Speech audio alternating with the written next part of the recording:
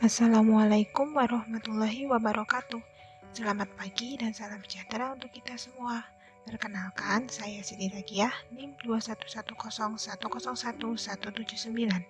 mahasiswa program studi kebidanan, program sarjana, dan pendidikan profesi bidan, Fakultas Ilmu Kesehatan Universitas Aisyah Yogyakarta. Di sini saya akan menjelaskan mengenai sistem kardiovaskuler pada manusia serta pengaruhnya pada kehamilan dan janin. Mari kita simak bersama-sama ya.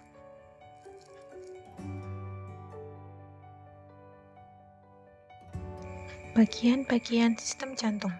Yang pertama ada letak jantung, yang kedua lapisan jantung, yang ketiga ruang jantung, dan yang terakhir katup jantung.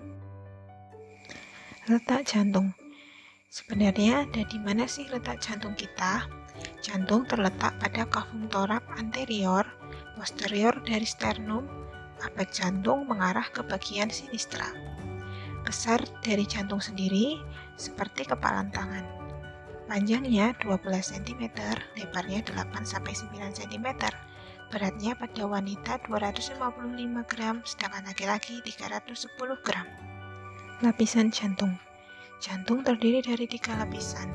Ada perikardium, miokardium, dan endokardium. Perikardium merupakan bagian terluar dari jantung. Miokardium merupakan lapisan bagian tengah otot jantung. Sedangkan endokardium merupakan lapisan yang berhubungan dengan pembuluh darah. Ruang jantung terbagi menjadi 4 ruang.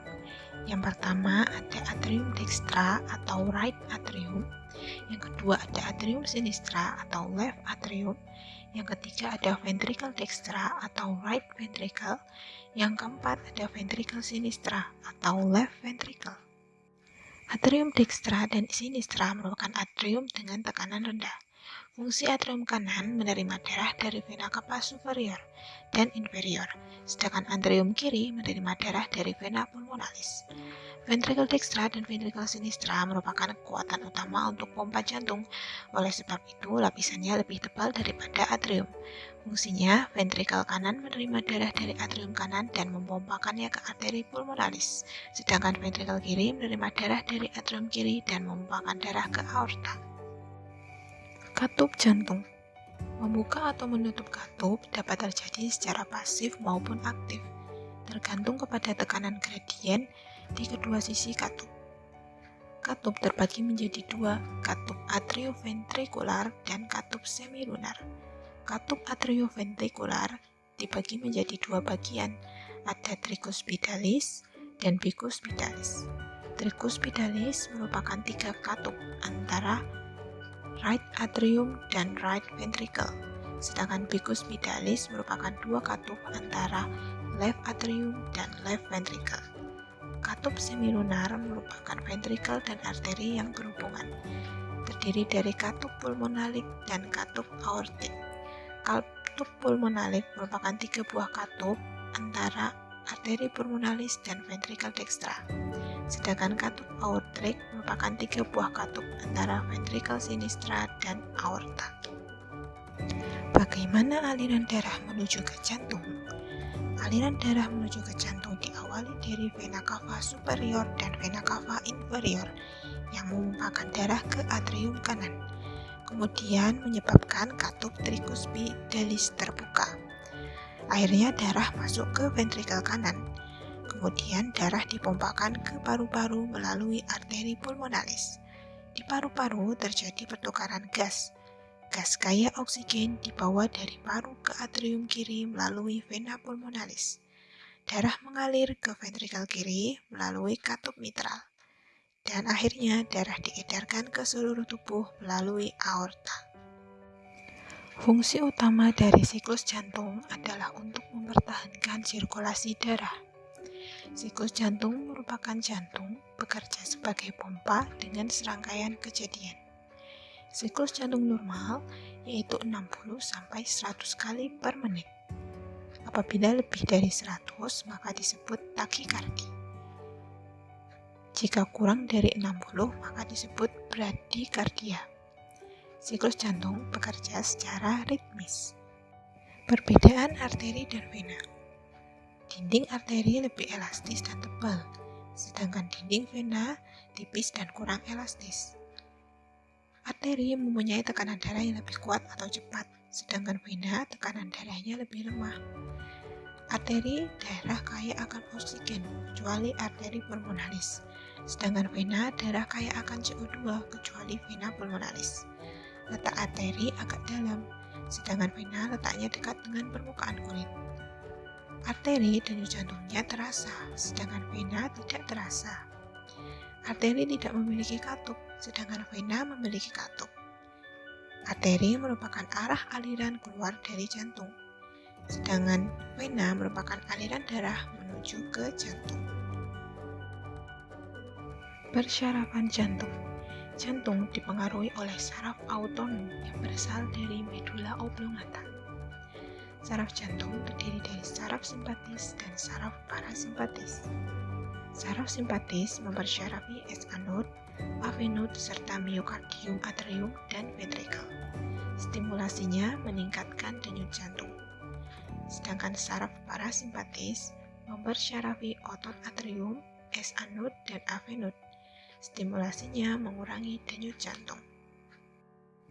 Suara jantung terdiri dari S1, S2, S3, S4, dan murmur atau bising jantung.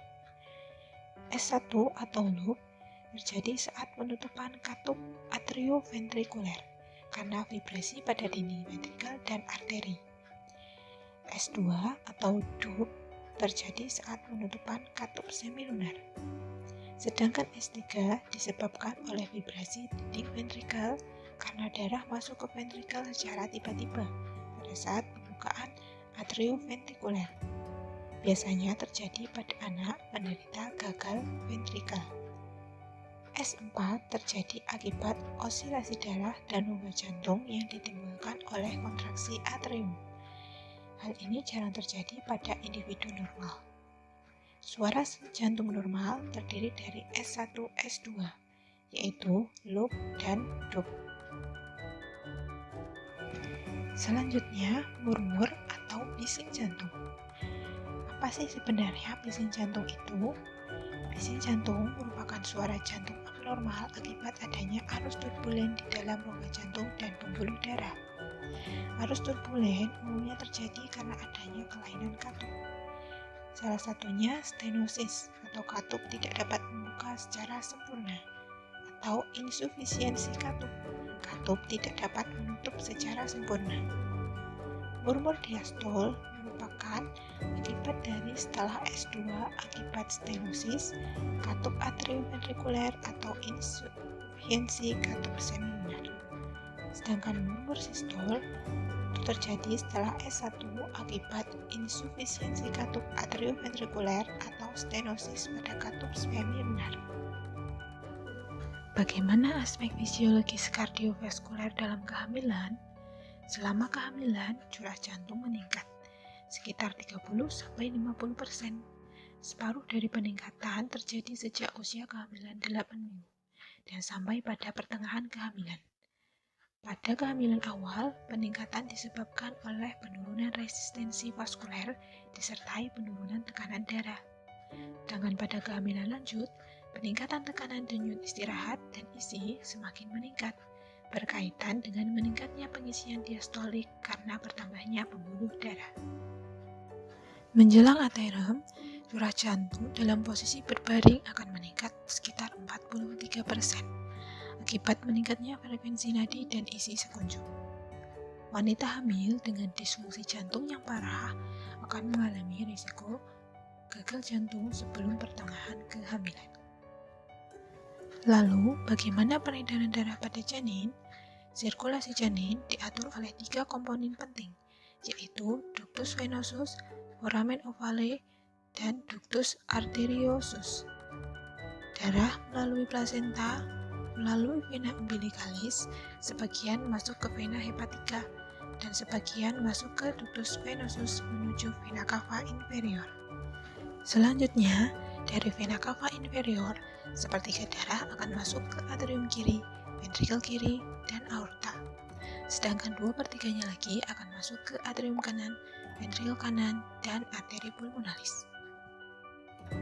Darah dari ventrikel kanan sebagian kecil akan ke paru, sebagian lainnya akan masuk ke aorta descendens melalui ductus arteriosus yang menghubungkan arteri pulmonalis dengan aorta descendens. Sebagian besar darah dari vena cava inferior yang masuk ke jantung akan menuju foramen ovale yang terbuka ke atrium kiri.